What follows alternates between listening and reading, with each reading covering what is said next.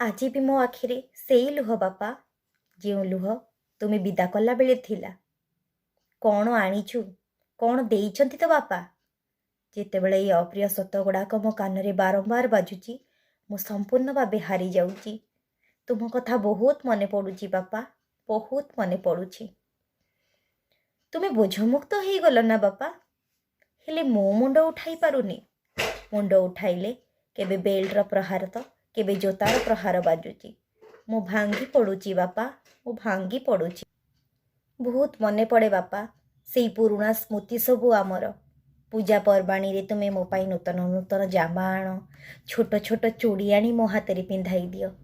ମୁଁ ସବୁ ପିନ୍ଧି ଘର ଅଗଣାରେ ଖେଳି ବୁଲେ।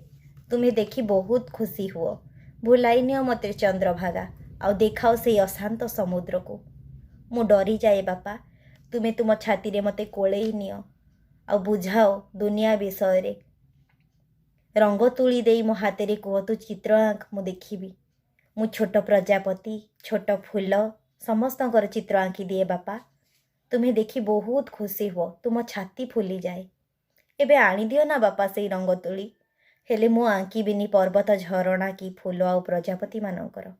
ମୁଁ ଆଙ୍କିଦେବି ମୋର ଅର୍ଦ୍ଧ ପୋଡ଼ି ଯାଇଥିବା ଶରୀର, ବେଲ୍ଟରେ ଖାଇଥିବା ମାଡ଼, ପଚା ଦାଗ ଆଉ ଜୋତାର ପ୍ରହାରର। ତୁମେ ଦେଖି ଖୁସି ହେବନି ବାପା, ତୁମ ଛାତି ଫାଟିଯିବ।